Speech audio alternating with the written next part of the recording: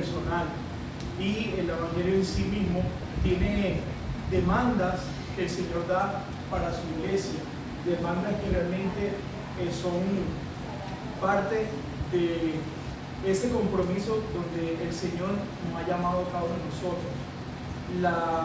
Los meses pasados, mi persona, por su gracia, estuvo hablando del Evangelio en mi vida personal y allí abordamos ciertos puntos relacionados con lo que Dios hace en cada uno de nosotros, lo que Dios hace en su vida, cómo Dios lo ha llamado por gracia, cómo Dios ha quebrantado ese corazón de piedra y ha convertido el corazón de carne.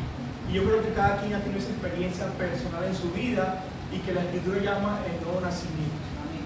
Cada quien aquí puede decir que es un hijo de Dios. Y pregunto, ¿aquí cuántos son hijos de Dios? Amén. Amén. Y eso ha sido por la gracia de Dios. Y es una obra sobrenatural, es una obra que solamente el Espíritu de Dios realiza a través de la fe, porque la fe viene por el oír, y el oír la palabra de Dios. Entonces, mis hermanos, para no extender mucho hoy la introducción, hoy vamos a estar hablando de la tercera parte de esta, podemos llamarlo taller, seminario o conferencia o enseñanza. No es relevante, digamos, la forma, sino realmente la esencia de este tema, que es el Evangelio en el hogar. Son 4 temas de este año que vamos a estar realizando y este es el segundo tema y está dividido en 3 subtemas. Cada uno de ellos ya fue expuesto. El primero que se expuso es el Evangelio en el hogar, que es el tema principal, pero para el mes de mayo, abril, hablamos acerca de modelando a Cristo. No sé si todos estuvieron presentes para ese tiempo, los hermanos acá en esta hora, pero esto fue lo primero que hablamos del Evangelio en el hogar. Hablamos de modelando a Cristo.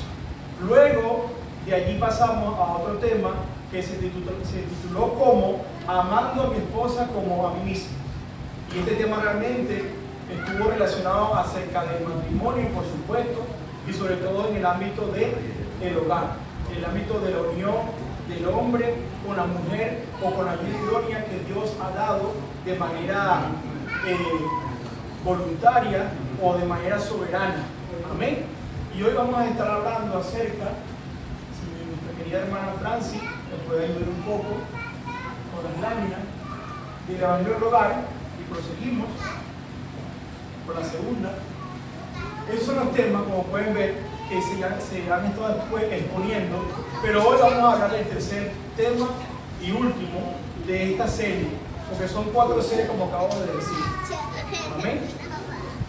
Y mis hermanos, realmente la base que se ha tomado para este tema, y recordando un poco acerca del lema, ¿cuántos se acuerdan del lema que se dio anteriormente? Hay un lema que yo había dado y se llama, a ver si alguien se acuerda o si no yo les voy a recordar: construyendo el hogar sobre la roca. ¿Alguien recuerda ese lema? ¿Y por qué se llama así? ¿Por qué se llama construyendo el hogar sobre la roca? ¿Por qué no sobre la arena? ¿Por qué no sobre la arcilla? ¿Por qué no sobre cualquier cosa? ¿Por qué sobre la roca? Porque la roca es Jesús, amén. Entonces estamos conectados allí, estamos conscientes de que la roca es el Salvador. Y la cita que se tomó nuestra hermana Francis está en Mateo 7, 24, 27. No lo voy a leer todo, pero recordemos que esa cita, Cristo Jesús habla de una parábola donde expone o donde expresa una casa que fue construida en la roca y otra sobre la arena. Ambas casas vivieron la misma experiencia, por cierto, no diferentes. Ambas casas o hogares vivieron lo mismo. Sin embargo, el resultado fue diferente. ¿Y por qué será? Porque uno estaba sobre la roca y otro estaba sobre la arena. Y sabemos claramente que la que estaba sobre la arena recibió los daños, recibió las consecuencias. Y es la realidad de muchos hogares hoy día. Y aún hogares cristianos, que empiezan en la roca y terminan en la arena. Y vienen los problemas, las divisiones, las contiendas, las situaciones, adversidades, y decimos: ¿qué está pasando con mi hogar? Si mi hogar no estaba así. Pues hoy es el día de examinarnos, hermanos. Lo digo con el amor del Señor, no para que se sienta mal, sino para que podamos reflexionar, porque a veces vienen las tormentas y es muy fácil decir: es que se levantó el diablo, y tendemos siempre a decir eso. Ciertamente sí, Satanás se levanta, pero si nosotros estamos sobre la roca, según la Escritura, no habrá viento, tempestad, ni nada que pueda destruir ese hogar. ¿Cuántos creen eso? Amén. Cuando estamos en la roca. Pero si usted desvía su mirada de Cristo y empieza a edificar sobre otras cosas, sobre su experiencia, sobre su intelecto o sobre cualquier tipo de cosa que no sea el fundamento que es Cristo, mis hermanos, va a fracasar. Porque si Jehová no edifica la casa, en vano edifican los edificadores. En vano, hermano. No importa lo que usted haga, pero si usted no edifica su vida, y no solamente los matrimonios, también hablo a los solteros, a los jóvenes. Si usted no edifica su vida personal sobre la roca, no importa cuánto sepa, no importa cuánto tenga experiencia, pero no va a poder avanzar. Será siempre una vida sin propósito. Porque el único propósito que hay en la vida se llama Jesús de Nazaret. El camino, la verdad y la vida. Y ahora bien, hermanos, entrando ahora al texto base que se ha tomado para esta temática, se encuentra en el pasaje, último capítulo del libro de Josué. Voy a estar allí leyendo en Josué 24, del 1 al 15. Todos pueden buscar en su Biblia o pueden hacerlo, si desean, a través de las pantallas. Allí vamos a estar buscando de Josué 24. Allí está, pueden verlo. Josué 24. Del 1 al 15. Son muchos versículos, pero no se preocupe que vamos a ser lo más puntual posible y que el Espíritu Santo nos ayude. Amén. Amén. Leo la palabra en el nombre del Padre, del Hijo y del Espíritu Santo. En el nombre de Jesús. Dice: todo lo tiene, por si acaso. Si no, también está el versículo. Dice, leo en la Biblia textual, cuarta edición. Dice: y Josué congregó a todas las tribus de Israel en Siquem, y convocó a los ancianos de Israel, a sus jueces y a sus oficiales, y comparecieron ante Elohim, o ante Jehová Dios. Y Josué dijo a todo el pueblo: así dice Yahvé, Dios de Israel. Escuchen, así dice Yahvé, Dios de Israel. Tomemos ese cuento. Al otro lado del río habitaron antiguamente vuestros padres, Taré, padre de Abraham y de Nacor, y ellos servían a otros dioses. Pero yo, o sea, el Señor, yo tomé a vuestro antepasado Abraham de la otra parte del río, o sea, el Éufrates, e hice que anduviera por toda la tierra, y multipliqué su descendencia, y le di a Isaac, a Jacob y a Esaú, y a Esaú le di la serranía de Seir para que la poseyera. Pero Jacob y sus hijos bajaron a Egipto, y herí con plagas a Egipto, conforme a lo que hice en medio de él. Y después os saqué de Egipto, y llegasteis al mar, y los egipcios persiguieron a vuestros antepasados con carros y con jinetes hasta el mar Rojo. Entonces clamaron a Yahvé, y él puso oscuridad entre vosotros y los egipcios, y trajo el mar sobre ellos, y los cubrió, y vuestros ojos vieron lo que hice en Egipto, y por muchos días estuvisteis en el desierto. Después os introduje en la tierra de los amorreos, que habitaban en la otra parte de Jordán, y lucharon contra vosotros, pero los entregué en vuestras manos, y poseísteis su tierra, y lo destruí de delante de vosotros. Luego se levantó Balac, hijo de Zippor, rey de los moabitas, y peleó contra Israel, y envió a llamar a Balaam para que os maldijera. Pero no quise destruiros, y él tuvo que bendeciros, y os libré de su mano. Luego cruzasteis el Jordán, y habiendo llegado a Jericó, los hombres de Jericó pelearon contra vosotros. También el amorreo, el fereceo, el cananeo, el eteo, el gergeseo, el heveo, el jebuseo y todos los feos, pero yo los entregué en vuestra mano. Envié también delante de vosotros el avispón, que echó de delante de vosotros a los dos reyes de la tierra, de los amorreos, pero no con tu espada ni con tu arco. Y os di una tierra por el cual no os fatigasteis, y ciudades que no edificasteis, en las cuales se os hace habitar, y coméis de viñedos y olivares que no plantasteis.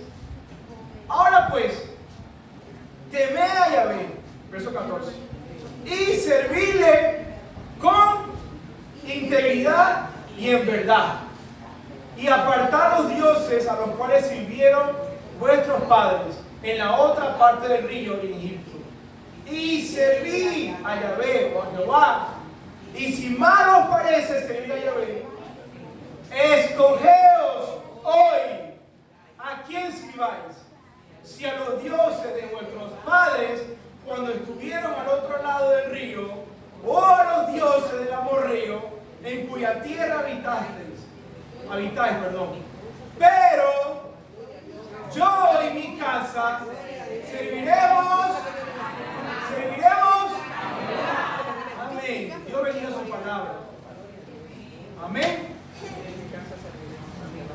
Gloria al Señor. Y luego, hermanos, de una larga travesía de aproximadamente 30 años. ¿Tanto tiempo, hermano Jesús? Pues sí. 30 años después que Josué sucede a Moisés, Dios establece y le entrega a Israel aquella tierra que fluía leche y miel. La opresión y la esclavitud que una vez vivió Israel se había acabado. Definitivamente ya no había esclavitud. Israel cambia de panorama en su vida. Ellos eran esclavos, ellos eran oprimidos por el faraón. Allí estuvieron durante 400 años. ¿Podrán imaginarse la cantidad de años? 400 años sirviendo a otro pueblo pagano que no conocía a Dios.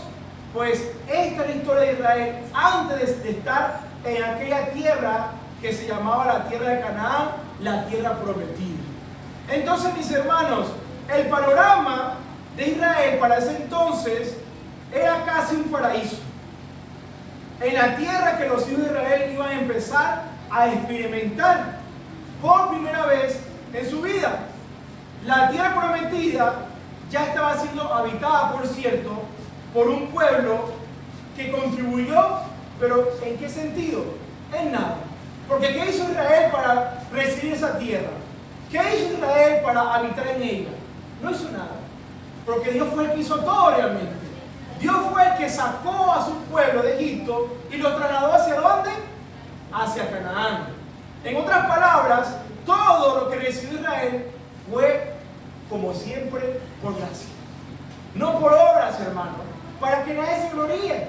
Entonces este pueblo recibe realmente esta tierra y Dios les entrega un lugar para que cumplan con una sola cosa. ¿Y qué cosa Dios le pedía a este pueblo que debían hacer? Ya que no hicieron nada para recibir la tierra y no construyeron y no hicieron algo que pudiera darle mérito a Israel, Dios solamente le pidió una sola cosa. Y lo podemos ver en el versículo 4 del capítulo 23, porque son dos discursos que da Josué antes de morir. Ya Josué estaba por morir, por cierto. Se encontraba casi en su lecho de muerte. Y Josué reúne al pueblo, primeramente reúne al pueblo para exhortarlo, pero luego reúne a los oficiales, a las tribus, para darle un recordatorio. En Josué 23, versículo 4, en adelante, le dice Josué al pueblo: he aquí os he repartido por suertes esas naciones dejadas en herencia para vuestras tribus, desde el Jordán y todos los pueblos que destruí hasta sol. Yahvé vuestro Dios las expulsará de delante de vosotros. Está bien así, pastor. Está bien así, no hace falta así. Yo te digo, y las desposeerá delante de vuestra presencia. Y vosotros poseeréis sus tierras, como os ha hablado Yahvé vuestro Dios. Por tanto, esforzaos mucho en guardar y hacer todo lo que ha sido escrito en el rollo de la ley de Moisés. Escuchen, esforzaos, le dice Dios, por guardar lo escrito en el rollo de la ley de Moisés, a fin de que no os apartéis ni a diestra ni a siniestra.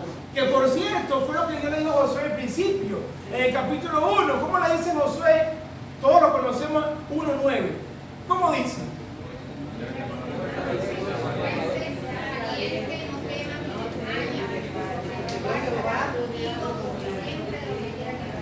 Amén. Conocemos esa cita, ¿verdad? Que es muy particular, es una cita que se ha, digamos, recitado por muchas generaciones en las iglesias cristianas.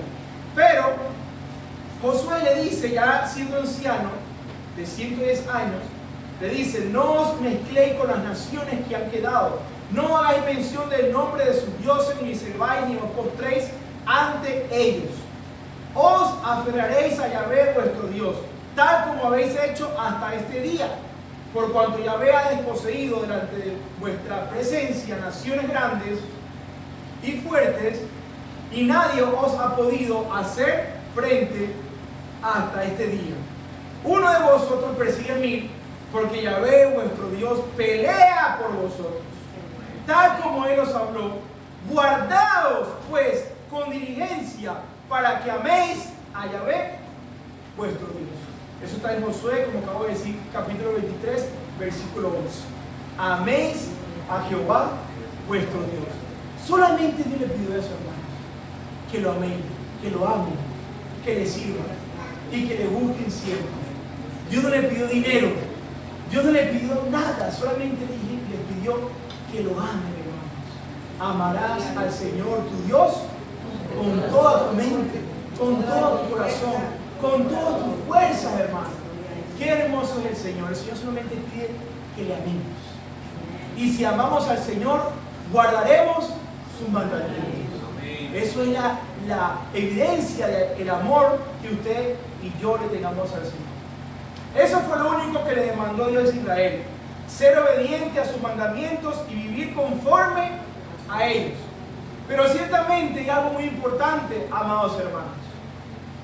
La prosperidad y la abundancia, la cual Israel había recibido por gracia o para su disfrute, y como demostración de las promesas que Dios hizo o dio a Israel, Él las cumplió.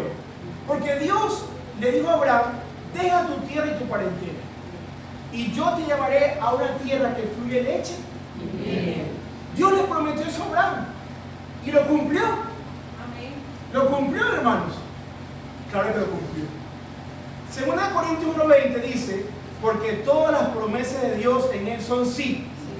Por eso también por medio de Él decimos amén a Dios, para su gloria por medio de nosotros. Y si usted me acompaña en Josué 23, si lo puede buscar, el verso 14 en adelante, al 15, claramente Josué le dice a su pueblo,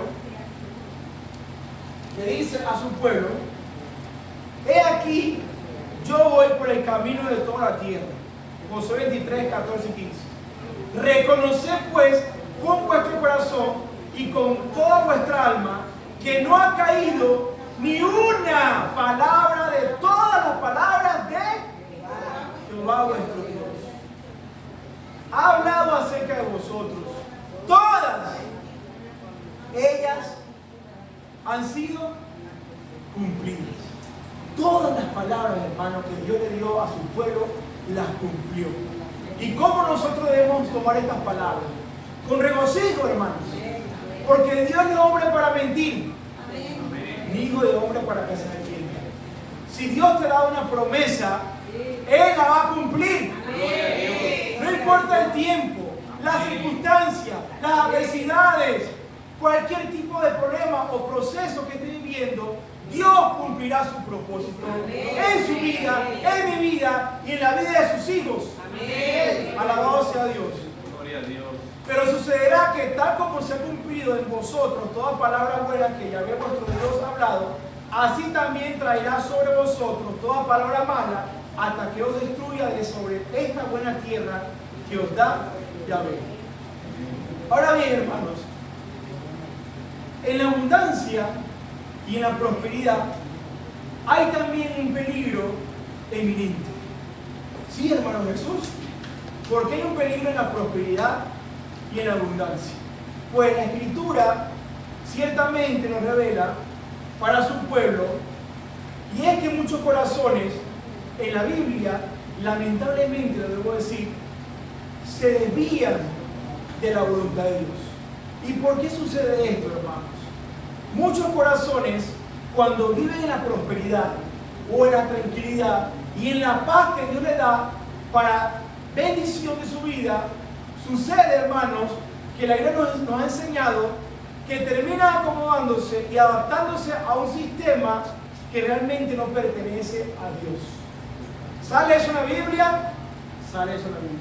¿Lo enseña? Lo enseña.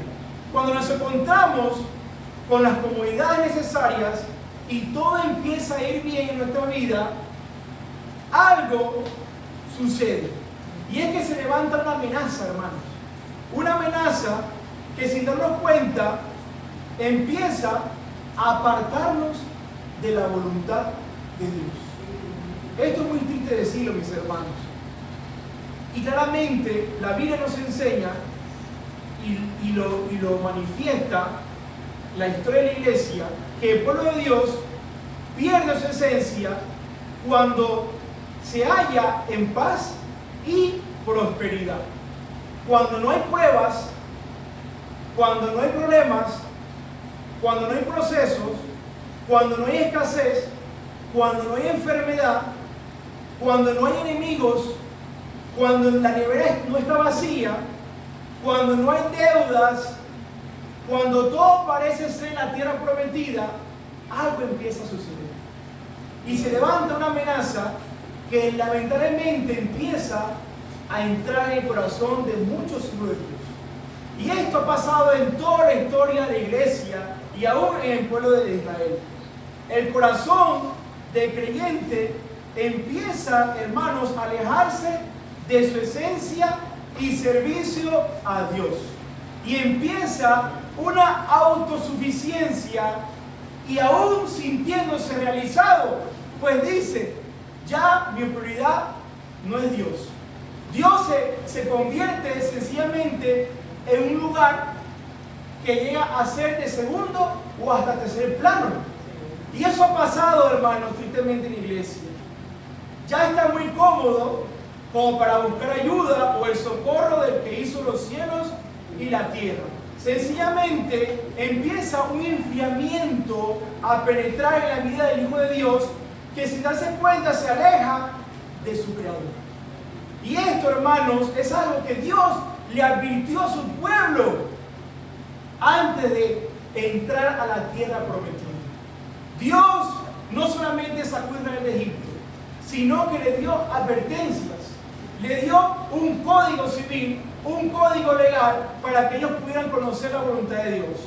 Y es triste, hermano, que si usted lee la Escritura y ve la historia de la iglesia del siglo I hasta el siglo III, la iglesia, históricamente, para que lo sepa, fue una iglesia perseguida, fue una iglesia que fue encarcelada, fue una iglesia que fue tirada o lanzada o arrojada a la fosa de los leones.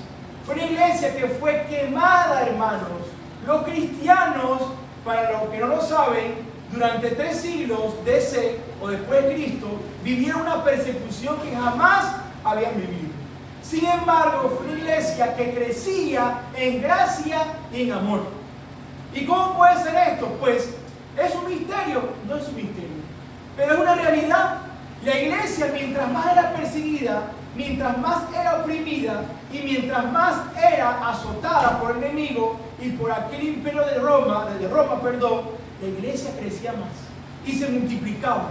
y prosperaba en oración, no en lo material, porque no tenían nada. Lo que tenían era todo en común. Era una iglesia sencilla, era una iglesia realmente que vivía en oración, en santidad y predicando el evangelio a tiempo y fuera de tiempo. Pero ¿qué sucedió cuando la iglesia, después del siglo III, se une al Estado, se une a Roma y se une a Constantino, aquel emperador? La iglesia empieza a acomodarse. Ya la iglesia no era perseguida porque Constantino, ¿qué hizo? Estableció, lo llamó religión, el evangelio, que no es religión, sino es que es poder de Dios para salvación a todo el que cree, y oficializó el evangelio o el cristianismo como la religión oficial del Imperio de Roma. Y ahí empieza la historia de lo que se conoce como la Iglesia Católica, para que lo sepan. Y la iglesia, hermanos, se acomodó. La iglesia se durmió y decidió estar tranquila, porque ya no había persecución, ya no había amenaza, había tierra prometida. Y empezaron a recibir la patrocinación del mismo gobierno de Roma para todas las iglesias. Y así empezó la iglesia a deformarse, queridos hermanos, a perder la esencia real y orgánica del evangelio de Jesucristo. Y hoy día podemos decir que la iglesia de Jesucristo en este tiempo aún tiene muchas sombras de lo que es el catolicismo. Desde el siglo XV, cuando empezó aquella gran reforma llamada la Reforma Protestante. Pero ¿qué quiero decir con todo esto, amados hermanos? Si vamos a Deuteronomio capítulo 8, versículo 11, Dios le dice a Israel en Deuteronomio 8, versículo 11, le dice: cuídate, repito, cuídate, no sea que te olvides de Yahvé tu Elohim y dejes de observar sus mandamientos, sus decretos y sus estatutos que yo te ordeno hoy. No sea que cuando hayas comido y te hayas hartado y hayas edificado hermosas casas y las habites, y tus vacadas y tus rebaños hayan sido incrementados, y la plata y el oro te hayan sido multiplicados, y todo cuanto tengas haya sido aumentado, tu corazón enaltecido se olvide de Yahvé tu Elohim, que te sacó de la tierra de Egipto, que te sacó del mundo, que te sacó del pecado, que te sacó de la esclavitud, que te sacó de la inmundicia, que te sacó del lodo cenagoso. Alabado sea Dios. Se olvide de tu Elohim, que te sacó de la tierra de Egipto, de la casa de esclavitud, que te condujo por el vasto y terrible desierto, con serpientes abrasadoras y escorpiones, y en una región sedienta y carente de agua. Te sacó agua de la roca de pedernal, que en el desierto te sustentó con el maná, que tus padres no habían conocido, a fin de afligirte y ponerte a prueba, para poder hacerte bien en tu futuro, y digas en tu corazón: mi poder y la fuerza de mi mano me ha procurado esta riqueza. Pues Dios le dio un anuncio a Israel, le dio una advertencia, le dijo: pueblo, no te olvides de mí. Cuando estés en tu prosperidad que yo te doy, cuando seas bendecido por mi causa y mi gracia, no te olvides de mí. Acuérdate de mí y mantén mis ojos en mí. Porque es lo que pasa con la prosperidad y la tranquilidad o la paz de muchos hijos de Dios, hermano. Cuando son bendecidos, se acomodan, se sienten autosuficientes y empiezan a decir: yo ya no necesito de Dios, yo estoy tranquilo. Y empiezan a buscar a Dios como muchos religiosos. La mayoría, hermano, y lo digo claramente, de los que están aquí y en toda Europa, y hablando a los emigrantes, hermano, que hoy día se encuentran en este continente, venimos de países tercermundistas, donde sabemos que es difícil adquirir ciertas cosas materiales, lamentablemente por los gobiernos que están presentes, y también las comodidades. Pero aún así hay algo que nos identifica, hablando de Sudamérica o de Centroamérica y aún de Norteamérica, pero sobre todo de Sudamérica y Centroamérica. Y hay algo hermoso que nos identifica, que a pesar de no tener muchos recursos como lo tiene Europa, es una iglesia ferviente. Es una iglesia que con lo poco que tiene, sirven al Señor, aman al Señor, y en lo poco son fieles, y en lo mucho el Señor les da. Y eso lo hemos vivido todos nosotros, que a pesar de no tener grandes estructuras, grandes comodidades, ni siquiera coches, y aún hasta agua, hermanos. Y quiero hacer un paréntesis en esto, hermano. Ayer hablaba con un hermano amado en Cristo, y estuve hablando por un momento. Le pregunté, ¿cómo estás, hermano? Y él me decía, bien, hermano, estoy adorando al Señor ahora con mis hijos. Estoy alabando a Dios. Y él me dijo, y yo le pregunté, perdón, ¿y cómo estás ahora? Me dijo, bueno, ahora no tengo agua. No tengo nada de agua. Él es de Venezuela.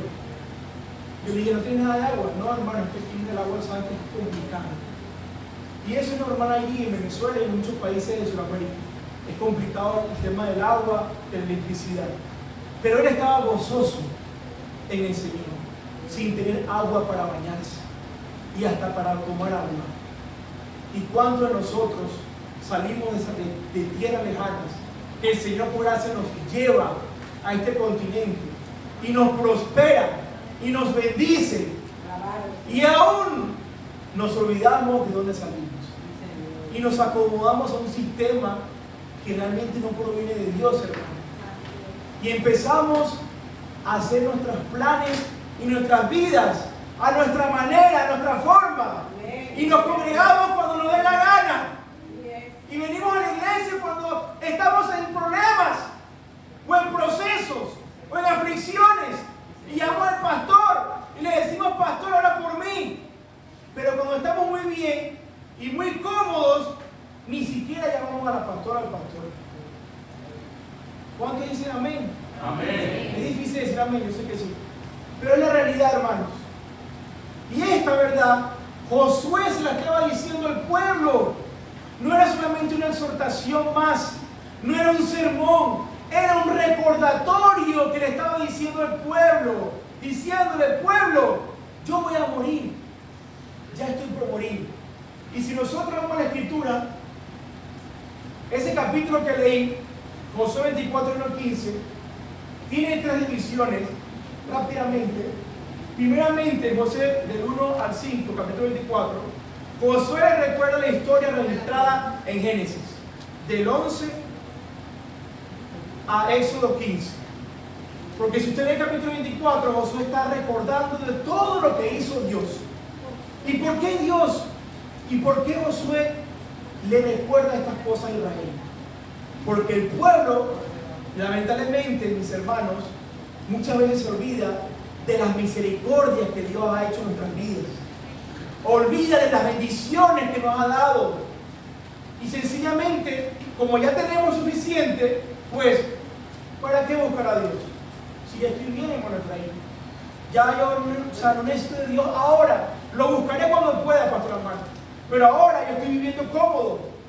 Ahora tengo mi casa, tengo mi coche, tengo mi trabajo, tengo mi familia, tengo la nevera llena, no tengo deudas. Bueno, Dios sí es necesario, pero no es primordial. Y nos vemos religiosos, hermanos. Perdemos la esencia. Vamos a la iglesia como robots, mecánicos. Y no queremos realmente dar gloria a Dios. Nos tienen que pedir un aleluya. Nos tienen que pedir que adoremos al Señor. O para servirle hay que empujar a la iglesia. Y no lo de la iglesia de José Sarón. Hablo de la iglesia en todo el mundo. Pero sobre todo en Europa. Que hay que realmente sacarla de su casa para que le sirva a Dios. Alabado sea Dios. Un predicador inglés llamado Leonardo Ravenhill, no sé si lo conocen, él fue un predicador inglés, ella murió, ya está durmiendo y descansando en la presencia de Dios, y él lo invitaron a hacer una conferencia, ya él estaba muy anciano, le invito a que lo escuche un día, se llama Leonard Ravenhill, y ese hombre dijo algo que yo escuché hace un tiempo y hoy me vino a la mente y lo escribí. En su última entrevista, dijo algo muy preocupante y muy cierto a la vez. Y dijo, jamás en la historia de la iglesia, desde sus orígenes, ha habido tanta prosperidad como la que tenemos hoy. Tantos recursos. Hoy la iglesia tiene recursos para todo, hermanos. Tiene demasiadas cosas para poder hacer la obra de Dios. Tiene de todo. Lo que no tenía hace 2000 años, no tenía. Hoy tenemos todo. Tenemos la internet, tenemos la tecnología, tenemos los medios de comunicación, las redes sociales. Tenemos de todo, hermano. Y aquí en España, los que ya tienen tiempo aquí saben que para ir a un lugar hay metro, hay Renfe, hay bus. No es complicado, hermanos. Como le decía la pastora Jacqueline ayer, ella me decía, mi hermano, yo vivo lejos. Y me dice, hermano, le voy a ser honesta. Honesto, gracias. Yo, hermanos, estando en Venezuela en aquel tiempo, Dios me dio una orden, una encomienda. Y me tocó ir a la iglesia, que no era lejos de la casa, pero para ese tiempo había pandemia. No había manera de salir y tampoco había medio de transporte, porque la gasolina, para yo lo de saber, es complicada para poder llenar un tanque de un coche. Y si se consigue, el freno puede decir, hay que estar hasta un día completo haciendo una cola, una fila, un día, una semana, para poder llenar un tanque de gasolina para el coche. Y yo recuerdo que yo dije, ¿cómo yo voy a hacer para ir para allá? Porque no hay transporte. No había transporte. Y un hermano me dijo estas palabras, hay que hacer la obra de Dios. Y me tocó salir de la vecindad a Pedro González. ¿Y sabes cuánto tiempo duraba esa caminata? 1 hora. Sin árboles, sin sombra, sin nada. Y eso fue duro, sí lo fue. Por 1 año, hermanos. Pero ¿saben qué aprendí, hermanos? Que para la obra de Dios no hay excusa. Que no necesitamos tener mucho para servir al Señor. Y muchas veces pensamos que si no tenemos lo suficiente, no podemos servir a Dios. Es una mentira, hermanos. Una mentira. Y mi esposa es testigo. ¿Y quieren que le diga algo más? Yo no tenía zapatos. Tenía solamente unas sandalias que estaban rotas. Y eso fue durante 1 año. Tuve que agarrar lo que se llama aquí neumático, cortarlo, llevarlo a un zapatero y hacer un molde, porque esa es la única manera de poder comprar o tener un calzado. Y él lo pegó en la parte de la suela superior, y con eso fue que yo me defendí para poder caminar. Y así hicieron muchos hijos de Dios para poder hacer la obra de Dios. ¿Y saben qué? Vimos la obra de Dios. Gloria.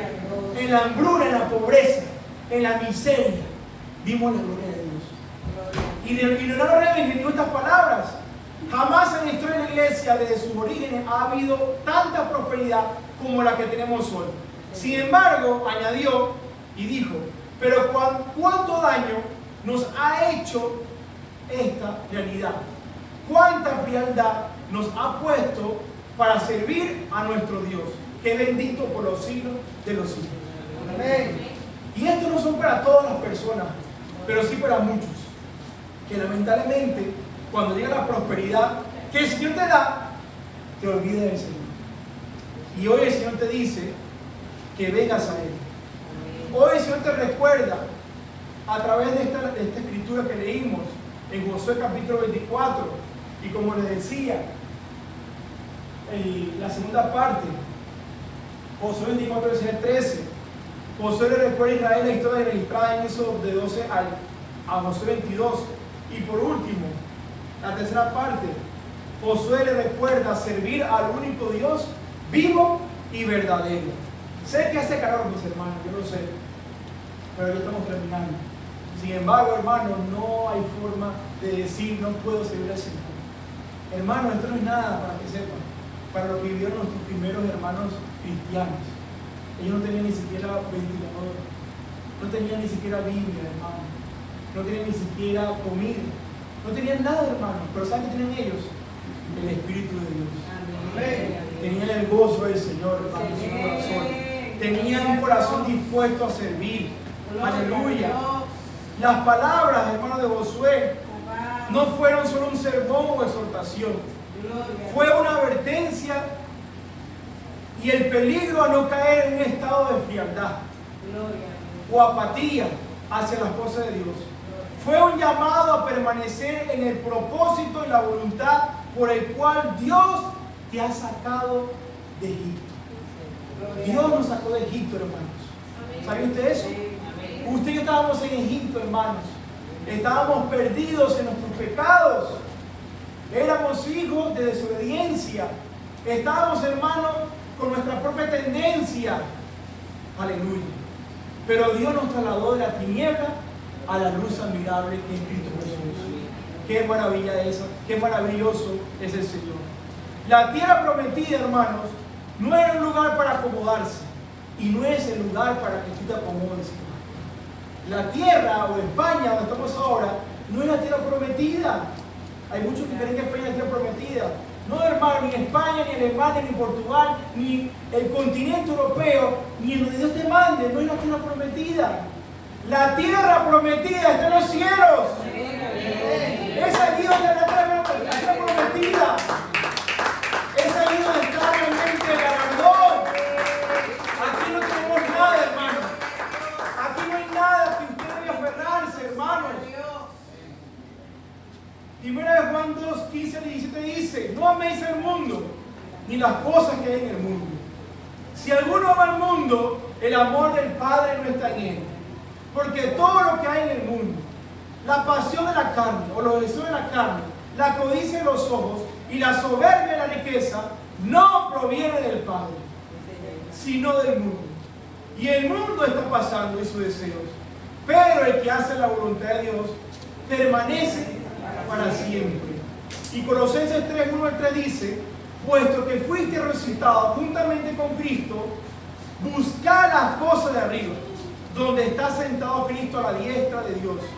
Pensad en las cosas de arriba, no en las de la tierra, porque moristeis y vuestra vida ha sido escondida en Cristo, con Cristo en Dios. Amén. Amados hermanos, las palabras de Josué, que todos ya conocemos, estas palabras, hermanos, hoy siguen siendo realmente un llamado o un eco a nuestros corazones. Las palabras que Josué le dijo al pueblo de Israel son llamados para que usted y yo nos despertemos, hermano, para que usted y yo nos levantemos, para que cada familia en esta tarde realmente pueda proclamar y pueda expresar de manera convincente a quién usted le va a servir en este lugar. Y yo quiero que puedan ponerse sobre sus pies